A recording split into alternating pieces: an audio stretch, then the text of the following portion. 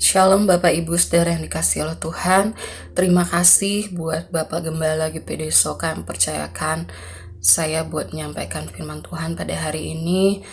Sebelum kita membaca dan mendengarkan firman Tuhan, mari kita berdoa terlebih dahulu. Mari kita bersatu dalam doa.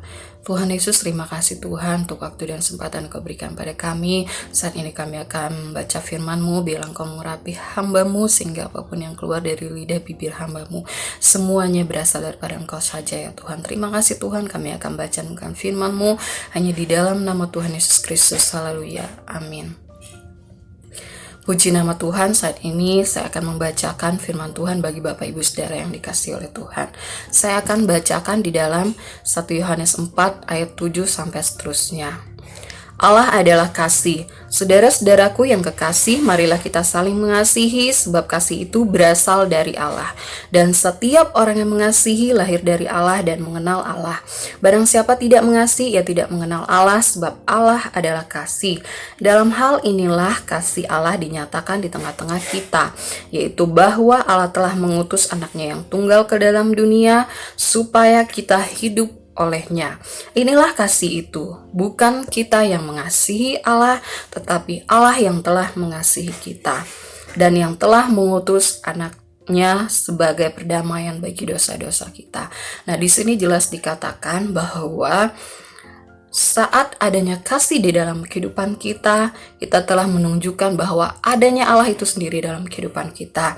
Di sini pengertian daripada kasih itu sendiri di dalam teologi Kristen yang dipahami oleh Thomas Aquinas adalah kasih itu adalah sebagai persahabatan manusia demi Allah yang mempersatukan kita dengan Allah.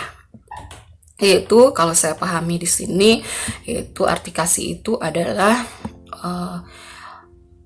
kita saat kita mempunyai kasih, kita sedang menunjukkan adanya Allah itu sendiri dalam kehidupan kita. Oleh sebab itu, kita mau belajar terus hidup saling mengasihi, saling mengampuni satu sama lain.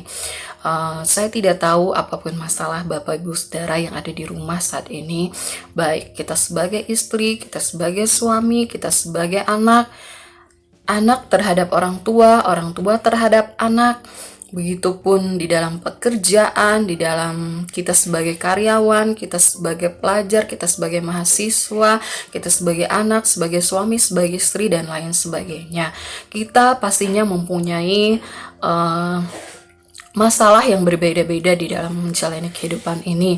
Kita juga pastinya mempunyai prinsip yang berbeda dalam menanggapi setiap masalah yang ada.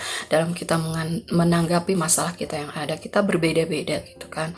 Tetapi di sini saya mau mengajarkan Bapak Ibu Saudara bahwa dalam kita, kalau ada orang yang menyakiti hati kita, orang yang berbuat salah pada kita, sebaiknya kita boleh mengampuni, mengasihinya, karena Tuhan sendiri yang mengajarkan bahwa kita harus terus hidup saling mengasihi apapun keadaannya, sekalipun itu sangat menyakiti hati kita, sekalipun itu membuat Bapak Ibu misalnya geram dan lain sebagainya, tapi di sini Tuhan tetap mengajarkan kita untuk mengampuni. Haleluya, amin. Kita semua mau belajar mengasihi. Haleluya. Bagaimana jika kita sudah hidup kita mau mengampuni orang lain? Nah, dan bagaimana jika kita tidak mengampuni sesama kita? Di sini di dalam Matius 14 dikatakan bahwa jikalau kamu mengampuni kesalahan orang, Bapamu yang di surga juga akan mengampuni kamu juga.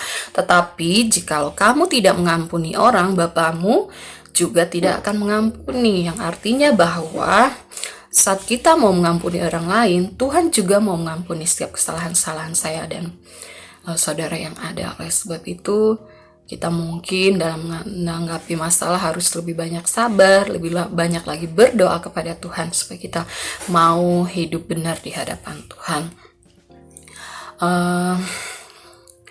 Saya punya suatu kesaksian tentang kesaksian pribadi saya.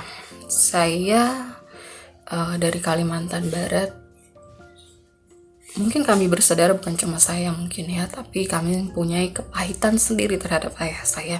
Karena ayah saya dulu tuh yang saya tahu dia adalah orang yang jahat kepada ibu saya, orang yang menyakiti ibu saya, orang yang suka membuat ibu saya menangis dan lain sebagainya. Karena ayah saya dulu tuh sukanya main judi dan lain sebagainya. Kalau dia pulang ke rumah dia pasti banting barang, dia marah-marah pada mama saya dan lain sebagainya. Dan dari kami kecil sampai kami mungkin SMP kali ya, jadi dari situ kami semua sebagai anak-anaknya itu melihat sosok dari ayah kami itu sendiri gak ada kasih gitu di dalamnya, tidak ada kasih sama sekali gitu di dalamnya. Yang ada ayah kami itu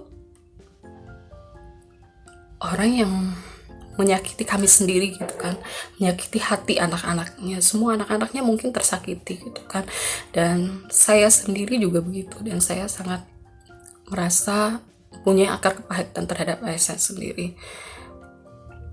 Kesaksian saya ini waktu itu saya ingat banget waktu saya usia 28 tahun, waktu di GPD Ebenezer di gereja saya yang lama ngadain acara Natal sekalian kayaknya KKR di Puncak. Itu saya ingat umur saya 28, waktu itu tahun berapa saya lupa.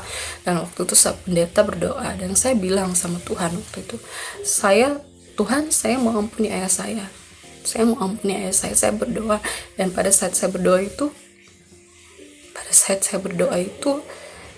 saya berdoa dulu sungguh sama Tuhan, karena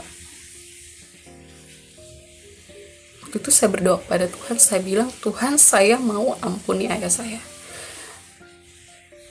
Saat saya bilang gitu, saya berdoa terus pada Tuhan, dan saya waktu itu saya dengar saya ucapkan pakai bahasa Indonesia, tapi yang saya dengar itu saya udah berbicara bahasa yang saya nggak mengerti gitu, tetapi mungkin itu yang dibilang orang bahasa roh gitu, saya juga nggak ngerti, nggak terlalu paham gitu kan. Saat saya berdoa itu, saya berdoa sungguh-sungguh pada Tuhan, saya bilang saya mau ampuni pada Tuhan, saya menyerah pada Tuhan, saya mau mengampuni ayah saya mau mengampuni dia gitu kan.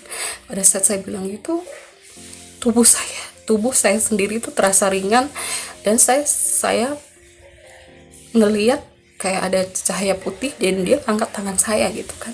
Dan pada saat itu semua beban saya kayaknya hilang, dan saya ngerasa tubuh saya tuh terasa ringan aja gitu kan.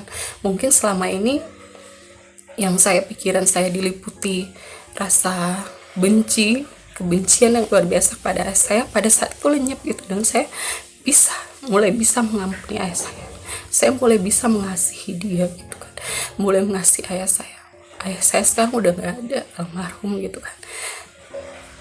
Dari sebelum dia sakit yang dia gak bisa kerja lagi, waktu itu saya benar-benar mulai menyayangi dia gitu kan, dan mulai mengasihi dia. Oleh sebab itu,